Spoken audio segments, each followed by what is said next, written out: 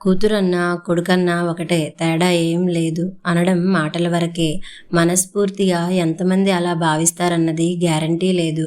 కృతి గొంతు విని కాఫీ పట్టుకెళ్తున్న వసంత గుమ్మం దగ్గరే ఆగిపోయింది. నువ్వైతే అలా అనుకోనక్కర్లేదు. మీ ఇంట్లో నిన్నెలా చూస్తారో మేము చూస్తూనే ఉన్నాంగా. మన చిన్నప్పటి నుంచి మీ తమ్ముడికి నీకు మధ్య ఎప్పుడూ ఏ డిఫరెన్స్ లేదుగా, కృతి ఫ్రెండ్ రేష్మ అంది. మిగిలిన వాళ్ళంతా నవ్వుతూ తలూపారు. నేను అలానే అనుకున్నా. మా ఇంట్లో మా ఇద్దరి మధ్య ఎలాంటి తేడా లేదు అనే అనుకున్నా. కానీ పెళ్ళయ్యాక తెలుస్తోంది, ఆడపిల్ల అంటే ఎంతైనా పరాయిదే అన్న ఫీలింగ్ మా పేరెంట్స్కి ఉందని. కొంచెం బాధగా వినిపిస్తున్న కృతి మాటలకి స్థానువులాగా నిలబడిపోయింది వసంత. ఏంటమ్మా ఇక్కడే ఉండిపోయారు? పనిపిల్ల యాదమ్మ పిలుపుకి తేరుకుంది వసంత. కృతి ఫ్రెండ్స్ వచ్చారు, ఇవి ఇచ్చేయి వాళ్ళకి, నాకు పనుంది. ట్రే యాదమ్మకి ఇచ్చి వంటింట్లోకి వెళ్ళిపోయింది. షాకింగ్గా ఉంది వసంతకి. తన చెవుల్ని తానే నమ్మలేకపోతోంది. నిజంగా కృతేనా అలా అన్నది? తను సరిగ్గానే విన్నదా? ఏం తేడా కనిపించింది కృతికి?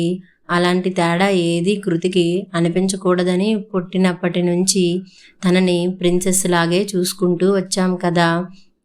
అయినా ఎందుకలా అనిపిస్తోంది? వసంతకి గతమంతా గుర్తుకొస్తోంది. అమ్మా, నేను అక్క కూడా బస్ ఎక్కి కాన్వెంట్కి వెళ్తాం అన్నయ్యలతో పాటు. స్కూల్ యూనిఫామ్ వేసుకుని షూస్ వేసుకుంటున్న అన్నల్ని చూసి ఆశగా అడిగింది 8 ఏళ్ల వసంత. ఆడపిల్లల్ని కూడా మగపిల్లలతో సమానంగా కాన్వెంట్లకి పంపాలంటే మాటలా తల్లి? వాళ్ళిద్దరికీ ఫీజు కట్టేసరికి మాకు దేములు కనపడుతున్నారు. అక్క చూడు చక్కగా ఏం మాట్లాడకుండా వెళ్తోంది కదా గవర్నమెంట్ బల్లోకి. అయినా చదువుకోవడానికి ఏ బడైతే ఏమిటి, విసుక్కుంది అమ్మ. అయితే అన్నలిద్దరిని కూడా మాతో మా బడికే పంపు, చదువుకోవడానికి. ఏదైతే ఏం అన్నావుగా, ఉక్రోషంగా అంది వసంత.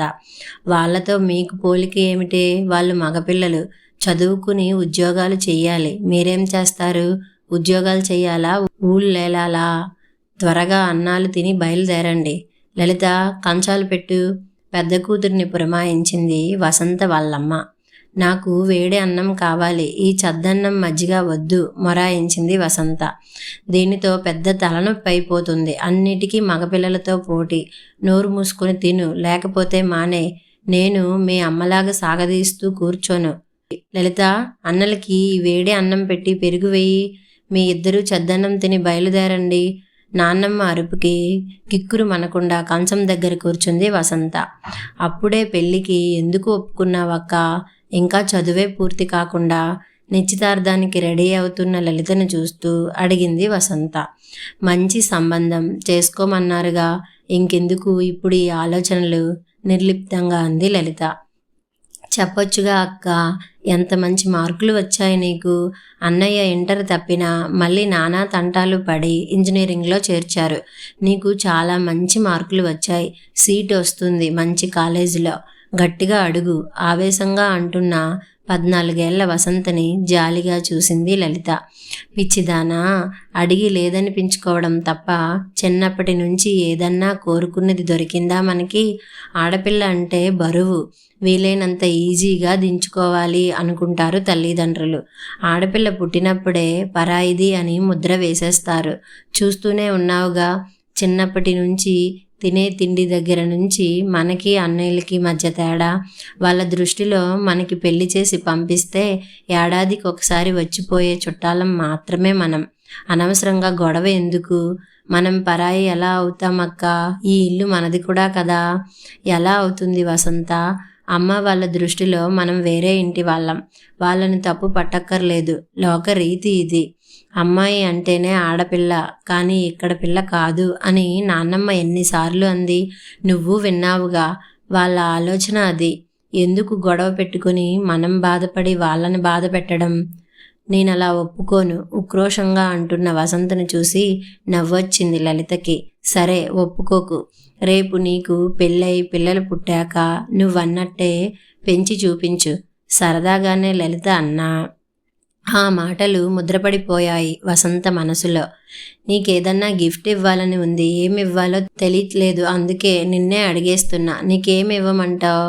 9వ నెల గర్భంతో భారంగా కనిపిస్తున్న వసంతని ప్రేమగా చూస్తూ అడిగాడు రమేష్. నాకేం కావాలండి?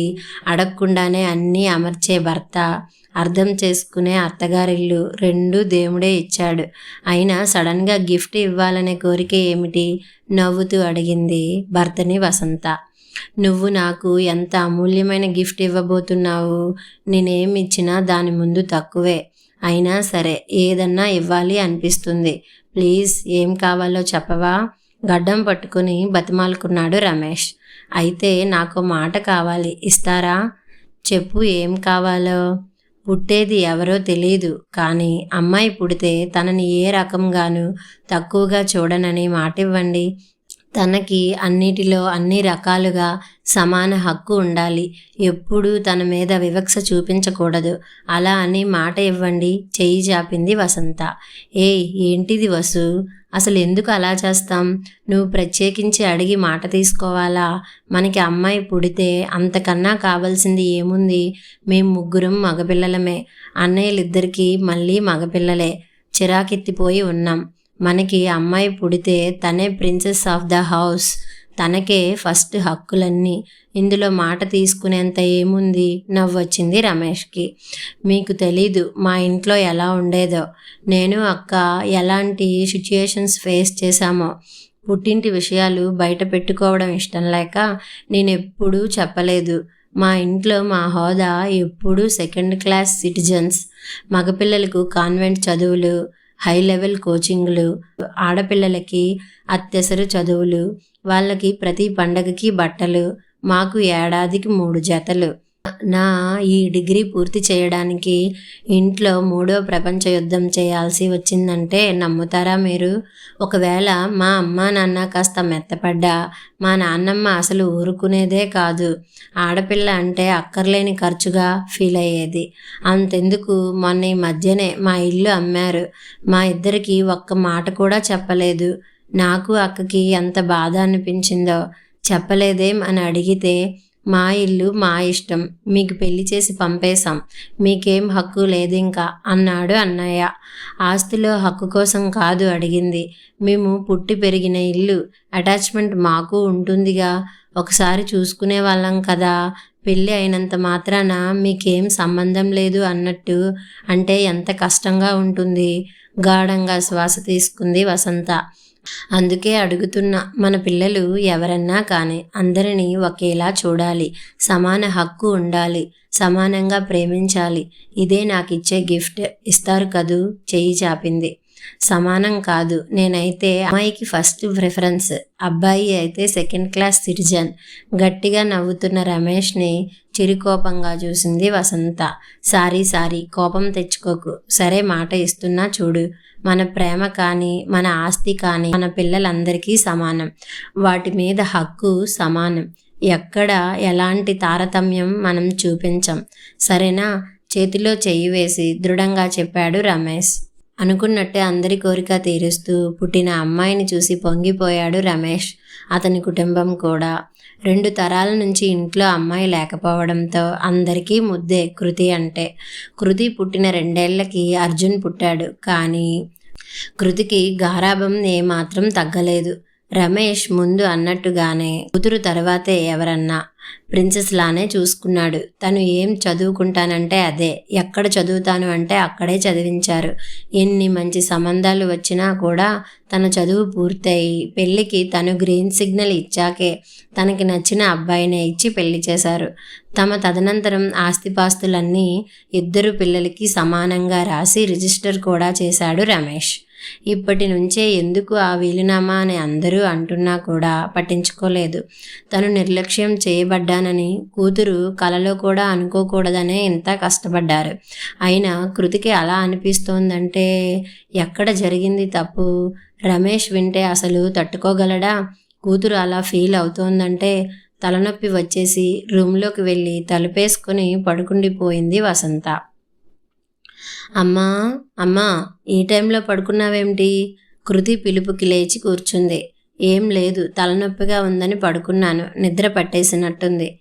ఇందాకటి దాకా బాగానే ఉన్నావుగా, ఇంతలో ఏమైంది? ఏమో తెలీదు, వచ్చింది నొప్పి అంతే. కొంచెం ముక్తసరిగా అంది వసంత. నేను అన్న మాటలు విన్నావు, డిస్టర్బ్ అయ్యావని చెప్పొచ్చుగా. అవును, నేనేం చెప్తున్నానో పూర్తిగా వినాలిగా, మధ్యలోనే వెళ్ళిపోయావేం? నవ్వుతూ అంటున్న కృతిని చూసి కోపం వచ్చింది వసంతకి. నేను వినాలనే మాట్లాడావా ఆ మాటలన్నీ? ఎందుకు? ఎప్పుడైనా నీకేదన్నా తక్కువ చేశామా? ఇందాకటి నుంచి ఎంత ఆలోచించినా నాకు గుర్తు రావట్లేదు. మా తప్పేమిటో, మీ ఇద్దరికీ ఏదన్నా సమానంగా ఇవ్వాలనే మా తపన, అలానే ఇచ్చామనే అనుకున్నాం. అయినా నీకు ఏదో తక్కువ అయినట్లు అనిపిస్తోందని తెలిసాక నాకు తట్టుకోవడం కష్టంగానే ఉంది, బాధగా అంది వసంత. నాకు తక్కువ చేశారని నేను అన్నానా అమ్మా? నిజానికి ఇద్దరిలోకి నాకే ఎక్కువ చేశారు మీరు. ఏ డిమాండ్ అయినా చిన్నప్పటి నుంచి ముందు నాదే తీర్చారుగా. ఎలా అంటాను అలా? మరి నువ్వన్నది ఏమిటి? పెళ్ళయ్యాక తెలుస్తోంది ఇద్దరం సమానం కాదని, నిన్ను పరాయి పిల్లగా అనుకుంటున్నామని అనేగా. ఎందుకలా అనిపించింది? నీ పెళ్ళైన ఈ 10 ఏళ్లలో ఇప్పటికీ ఏ పండగ అయినా ఫంక్షన్ అయినా ముందు నీకు చెప్పాకే తమ్ముడికి ఫోన్ చేసి చెప్తాను. ఈ ఇల్లు, మా మిగిలిన ఆస్తులు అన్నీ మీ ఇద్దరికీ సమానంగా రాసేశాం. ఎక్కడ నీ హక్కుకి భంగం కలుగుతోందో అని నీకన్నా కూడా ఎక్కువగా నేను మీ నాన్న ఆలోచిస్తాం. చెప్పుకుపోతున్న వసంత చెయ్యి పట్టుకు ఆపింది. అవునమ్మా, నాకు అన్నిటిలో సమాన హక్కు ఇచ్చారు. మరి బాధ్యతలో హక్కు ఎందుకు ఇవ్వట్లేదు? సూటిగా అడిగింది కృతి. బాధ్యతలో హక్కు ఏమిటే? నాకు అర్థం కావట్లేదు. అన్ని రకాలుగా కొడుకు కూతురు సమానం అని మీరు అనుకున్నప్పుడు మీకేదన్నా అవసరం వస్తే నన్నెందుకు పక్కకి పెడుతున్నారు? ఇది ఎప్పటి నుంచో అడగాలనుకుంటున్నా, కానీ మీరు బాధపడతారని అడగలేకపోయా. కానీ నాకు ఇది కరెక్ట్గా అనిపించట్లేదమ్మా. అందుకే నువ్వక్కడ ఉన్నావని చూశాకే ఇలా అయినా నా మనసులో ఉన్నది తెలియపరుద్దామని అలా మాట్లాడా. కానీ నువ్వు పూర్తిగా వినకుండానే వెళ్ళిపోయావు. ఏమంటున్నావు కృతి? ఏమిటి నీ బాధ? నాకు చెప్పడానికి అడ్డేమిటి చెప్పు. 2 ఏళ్ల క్రితం నాన్నకి హార్ట్ ఆపరేషన్ అయింది. నేను చెప్పాను మనీ సర్దుతానని. మీరేమన్నారు? మా దగ్గర ఉంది, అక్కర్లేదని అన్నారు. కానీ తమ్ముడిని అడిగి తీసుకున్నారు, అవునా? లాస్ట్ ఇయర్ నువ్వు పడిపోయావు. 4 నెలలు రెస్ట్ అంటే నేను ఎంతో బతిమాలాను నా దగ్గర వచ్చి ఉండమని. కాదు అని తమ్ముడు దగ్గరికి వెళ్ళారు. చంటి పిల్లతో ఉంది నీ కోడలు. ఆ అమ్మాయికి ప్రాబ్లం అవ్వదా? నా పిల్లలంటే పెద్దవాళ్ళయ్యారు, నా దగ్గరికి రావడానికి మీకేమిటి ప్రాబ్లం? ఇలాంటివి చాలాసార్లే జరిగాయి. నాకు అవసరమైనప్పుడు నా హక్కుగా మిమ్మల్ని ఎన్నిసార్లు పిలిచాను. మీకు అవసరం ఉన్నప్పుడు నేను చూసుకుంటా అంటే ఎందుకు ఒప్పుకోరు? నా ఇల్లు మీకు పరాయిగా ఎందుకు అనిపిస్తోంది? కృతి ప్రశ్నకి జవాబేమీ ఇవ్వలేకపోయింది వసంత. నాకు అర్థమైంది ఏమిటంటే, అమ్మా, మీరు నమ్మింది మనస్ఫూర్తిగా ఆచరించడం లేదు. ఇద్దరూ సమానం అంటే అన్నీ సమానంగా ఇవ్వాలి. మీ సుఖంలోనే కాదు, కష్టంలోనూ నాకు భాగం ఇవ్వాలి. హక్కులతో పాటు బాధ్యతలు కూడా అప్పచెప్పాలి. లేదంటే నాకు ఇప్పుడు మీరు నన్ను పరాయిగా చూస్తున్నారు అనిపిస్తున్నది. నిజమే అవుతుంది. అమ్మాయిలకి అన్నిటిలో సమాన హక్కు కావాలి అమ్మా. అలానే బాధ్యతలో కూడా సమాన హక్కు కావాలి. ఇందాక నా ఫ్రెండ్కి అయినా ఇదే చెప్పాను. ఇదంతా నువ్వు నాన్నకి చెప్తే సరే, లేకపోతే నేనే చెప్తాను. బాధ్యతలో నా హక్కు నాకు ఇమ్మని. నిజానికి సమానంగా కాదు, నాకు కొంచెం ఎక్కువ ఇవ్వాలి. మొదటి నుంచి అలానే ఇచ్చారు కాబట్టి. నెమ్మదిగానే చెప్పిన, చాలా స్పష్టంగా చెప్పిన కృతి మాటలతో తమ ఆలోచనలో ఎక్కడో ఉన్న చిన్న తప్పును అర్థం చేసుకుంది వసంత. అందువల్ల కూతురు ఎంత హట్ అయిందో అర్థమైంది. ఇంకెప్పుడు ఇలా జరగదు తల్లి. తెలియకుండానే నిన్ను బాధ పెట్టినందుకు సారీ. కానీ ఒక్కటి మాత్రం చెప్పాలి. అందరూ ఆస్తుల్లో హక్కు అడుగుతారు, కానీ బాధ్యతలో హక్కు అడుగుతున్నావు చూడు. నిన్ను చూస్తుంటే గర్వంగా ఉంది. నీలానే అందరూ ఆడపిల్లలు ఉంటే ఎవరూ కూతుర్ని తక్కువగా చూడరు, వద్దనుకోరు. ముద్దు పెట్టుకుంది కూతుర్ని. అందరూ కూతుళ్ళు నాలాగా ఉండాలి అంటే అందరి తల్లిదండ్రులు మీలాగా ఉండాలి కదమ్మా. నవ్వుతూ ప్రేమగా తల్లిని కౌగిలించుకుంది కృతి. కథ సమాప్తం.